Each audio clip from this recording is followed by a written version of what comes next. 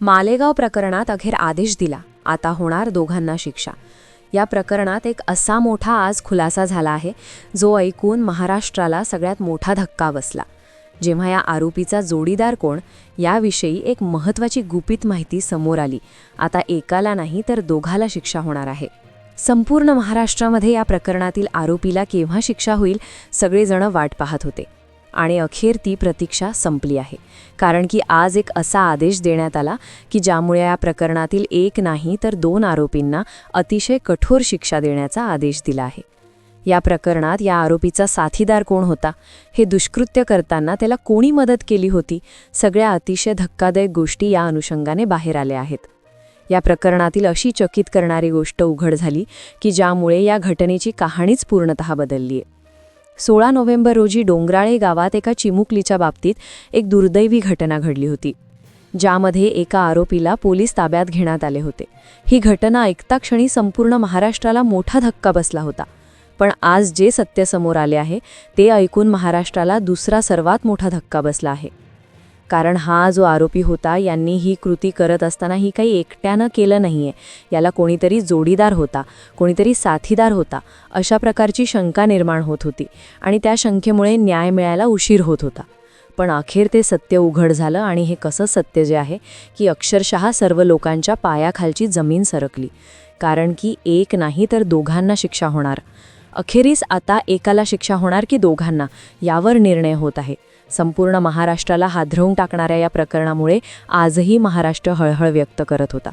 संपूर्ण महाराष्ट्राला प्रतीक्षा होती कधी न्याय मिळेल. पण अखेर तो न्याय आता लगेच मिळणार आहे. कारण या आरोपीचा जोडीदार कोण होता याबद्दलचा अतिशय महत्त्वाचा पुरावा हाती लागल्याने आता शिक्षा निश्चितीचा निर्णय झाला आहे. सर्वात कठोर शिक्षा होणार. आता हे प्रकरण स्वतःच्या डोळ्यांनी कोणी पाहिले होते त्या प्रत्यक्ष साक्षीदाराची देखील महत्त्वाची माहिती समोर आली आहे. एक CCTV फुटेज देखील समोर आले आहे. यामुळे या चिमुकलीचे अपहरण करतानाचा जो थरार होता तो कशा पद्धतीनं घडला, त्या आरोपीला कोणी मदत केली, काय शिक्षा होणार, शिक्षेची अंमलबजावणी कशा पद्धतीनं होणार, सर्व गोष्टी आज स्पष्ट झाल्या आहेत. मग या प्रकरणात काय असे विचित्र सत्य उघड झाले, कोणती शिक्षा देण्याचा निर्णय आता होत आहे, सर्वात भयानक शिक्षा आता दिली जाणार आहे. मग ती शिक्षा नेमकी काय असू शकते, चला जाणून घेऊया या प्रकरणाचा संपूर्ण आणि सविस्तर अहवाल. ही घटना 16 नोव्हेंबर रोजी महाराष्ट्रात घडली. जेव्हा 16 नोव्हेंबर रविवार तो दिवस सामान्य दिवसासारखाच सुरू झाला होता. संपूर्ण महाराष्ट्राला माहिती नव्हते की त्या दिवशी एक अशी घटना घडणार आहे जी संपूर्ण महाराष्ट्राला कायमचा हादरवून टाकणार आहे. मालेगाव तालुक्यातील डोंगराळे गावात एका 3.5 वर्षांच्या मुलीचे अपहरण केले. तिथून तिची निर्दण्यात आली. पण या घटनेचा जेव्हा आज पुन्हा तपास सुरू झाला, जेव्हा हा खटला कोर्टात गेला, तेव्हा जे सत्य उघड झाले ते अपेक्षित नव्हते. आज अखेर या निर्णयावर सरकार त्या ठिकाणी आता पोहोचत आहे. कारण की आज जे गंभीर सत्य उघड झाले ते ऐकून महाराष्ट्राला आजचा सर्वात मोठा धक्का बसला आहे. कारण की ही जी कहाणी होती ते अखेर वेगळीच निघाली. या प्रकरणात भागीदार कोण होता, कोण दुसरा गुन्हेगार होता, एकाला नाही तर दोघांना शिक्षा होणार का, तर अशा प्रकारचे प्रश्न आता निर्माण होत होते. कारण की 16 नोव्हेंबर रोजी जे सांगितले गेले, जे बघितले गेले ते आता भिन्न निघाले. नाशिक जिल्ह्यातील डोंगराळे गावात तो एक अगदी शांत दिवस होता. शेतीच्या आधारावर चालणारे गाव. एक घर जिथे एका घरात एक खेळणारी मुलगी जे घराबाहेर खेळत होती. रविवारची सुट्टी असल्यामुळे ती परिसरात खेळत होती. आणि अचानक एक नराधम तिथे येऊन तिचे अपहरण करतो. अपहरण केल्यानंतर ती करतो.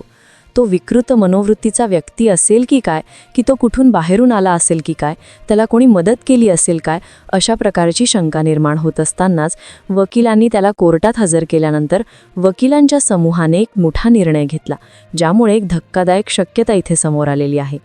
मग याचा सहभागी नेमका कोण होता, इतका क्रूर गुन्हा करताना त्याच्याबरोबर कोण होते, कोण साक्षीदार होता, कोणी हे दुष्कृत्य केले, कोण आहे तो दुसरा, आता दोघांना शिक्षा होणार का, काय शिक्षा होणार, अशा प्रकारची चर्चा आता होत आहे. कशा पद्धतीची माहिती आजपर्यंत समोर आली, या प्रकरणातील आतापर्यंतची सगळ्यात मोठी धक्कादायक सविस्तर माहिती आपण घेत आहोत. कालपर्यंत जे या प्रकरणात ऐकले होते ते आता भिन्न निघाले. कारण की आरोपी आणि कुटुंबाचे संबंध त्या ठिकाणी आता उघड झाले आहेत. हा आरोपी दुसरा तिसरा कोणी नसून तो या कुटुंबाच्या अतिशय परिचयाचा होता. तो आसपासच्या परिसरातच राहत होता. त्यामुळे त्याचे यांच्या घरी येणे जाणे नेहमी सुरू राहायचे. आता ही आजपर्यंत माहिती कोणालाच नव्हती, कारण की वृत्तवाहिन्यांमध्ये नेहमी वेगळ्या गोष्टी दाखवल्या गेल्या. पण आज मुलीच्या आईने तसेच वडिलांनी किंवा इतर शेजाऱ्यांनी जे सांगितले ते पाहून पूर्ण या निर्णयावर आता अंमलबजावणी होताना दिसत आहे. यामध्ये असे सांगण्यात आले की हा आरोपी नेहमी त्यांच्या घरी यायचा, बऱ्याच वेळा त्याला जेवण देखील दिले जायचे, त्याचा सांभाळ केला जात होता, तो अनाथ होता, आई वडील नसल्यामुळे त्याला एक भावनिक आधार म्हणून हे कुटुंब त्याला आधार देत असायचे असे देखील सांगण्यात आले आहे. पण मग हे वाईट कृत्य करत असताना त्या गल्लीमध्ये 2 CCTV कॅमेरे होते. त्या CCTV कॅमेऱ्यामध्ये काय उघडकीस आलेले आहे? या CCTV कॅमेऱ्याची तपासणी झाली. आणखी एक कॅमेरा देखील हाती लागलेला आहे. या कॅमेऱ्यामध्ये काय दिसले? मग ते 2 आरोपी कोण आहेत? त्याच्यासोबतचे सहभागी कोण होते? कोणी याला मदत केली? आता कोणाला शिक्षा होणार? दोघांना शिक्षा होणार का? तर अशा प्रकारची शंका त्या ठिकाणी निर्माण होत आहे. पण त्यातच जवळपास 7 ते 8 दिवस या प्रकरणाला होत असताना जनतेमध्ये रोष आहे. संपूर्ण महाराष्ट्राला प्रतीक्षा लागली होती आणि अखेर सरकारने जलदगती न्यायालयाद्वारे म्हणजेच फास्ट ट्रॅक कोर्टद्वारे हा खटला कोर्टात चालवण्याचा निर्णय घेतला. जलदगती न्यायालय इतके वेगाने काम करते की ज्यामुळे खटले हे लवकरात लवकर त्याच्यावर निर्णय होतो आणि ज्यामुळे नराधमाला लवकरात लवकर कठोर शिक्षा दिली जाते. आजपर्यंत देशात जेवढ्या काही मोठ्या घटना झालेल्या आहेत अशा प्रकारच्या घटनांमध्ये जलदगती न्यायालय वापरले जाते आणि त्याचमुळे या प्रकारचा निर्णय आता वेगाने होणार. पण त्यातल्या त्यात याचा जो दुसरा नराधम जो समोर आला आहे, या दुष्कर्माचा जोडीदार कोण होता याविषयी देखील महत्त्वाची माहिती समोर येत असतानाच इकडे ज्यावेळेस आरोपीला कोर्टात हजर करायचे होते त्यावेळेस संपूर्ण मोर्चेकरी त्या ठिकाणी उपलब्ध होते. मालेगावातील लोक त्या ठिकाणी जमा झाले होते. त्यांचा रोष इतका वाढला की त्यांनी कोर्टाचा गेट तोडून आतमध्ये प्रवेश करण्याचा प्रयत्न केला.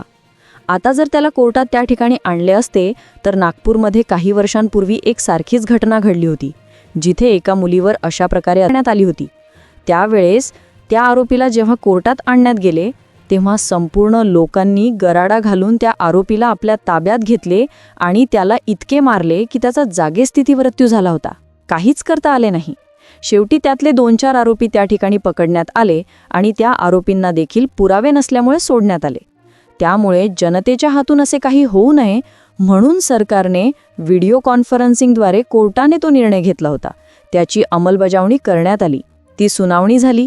त्या सुनावणीत उघड झाल्या काही गहन गोष्टी. जेव्हा सरकारी वकील जे या बालिकेच्या बाजूने या खटल्यात होते तर त्यांनी याबाबतीत काही महत्त्वाची माहिती दिली आहे, ज्यामध्ये असे सांगण्यात आले आहे की त्या कोर्टामध्ये नेमके त्या दिवशी काय झाले, या आरोपीचा भागीदार कोण होता, आता शिक्षा एकाला होणार की दोघांना होणार, काय त्या CCTV कॅमेरामध्ये त्या ठिकाणी आलेले आहे. पहा, संपूर्ण महाराष्ट्राची प्रतीक्षा संपणार का? काय शिक्षा होणार? पहा, संपूर्ण जनता आहे, जे महाराष्ट्रातले लोक आहेत, प्रत्येकजण आज वाट पाहतोय की या अन्यायाला कुठेतरी अटकाव व्हावा, न्याय मिळावा. अशा प्रकारची आज प्रत्येकाची अपेक्षा आहे.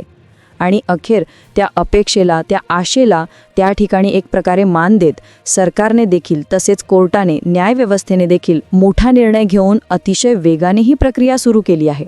27 नोव्हेंबरपर्यंत जी कोठडी आहे ती ठेवण्यात आलेली आहे.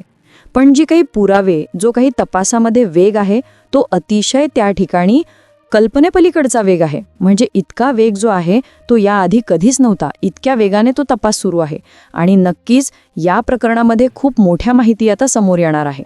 त्यातच आईची मुलाखत घेत असताना आईने सांगितलं, हा आमच्या संपर्कात असायचा, आम्ही त्याला जीव लावायचो. त्याचबरोबर तिचे अपहरण केल्यानंतर तो जो आरोपी होता तर तो आरोपी अक्षरशः त्या मुलीला शोधण्याचे नाटक देखील करत होता. अशा प्रकारची देखील माहिती त्या ठिकाणी समोर आलेली आहे. मग आता तपासामध्ये असे पाहणे सुरू आहे शक्यता की याला जोडीदार कोणी होता का, इतके कृत्य करत असताना याला कोणी भागीदार होता का, याला कोणी मदत केली का, याला कोणी माहिती दिली का. तर अशा प्रकारच्या गोष्टींचा देखील तपास आता इथे सुरू होत आहे. आता या प्रकरणात उज्ज्वल निकम हे जे प्रसिद्ध तज्ज्ञ वकील आहेत तर यांना या प्रकरणाची जबाबदारी आता देण्यात आलेली आहे, ज्यामुळे ते आता सरकारच्या बाजूने या प्रकरणाची बाजू ठेवणार आहे आणि ज्यामुळे आरोपीला आता शिक्षा मिळणार ही आता सगळ्यात महत्त्वाची शक्यता निर्माण झाली आहे. आता या घटनेतून तुमचं काय मत आहे? नक्की कमेंट करून कळवा. चॅनल नवीन असाल तर सबस्क्राईब करायला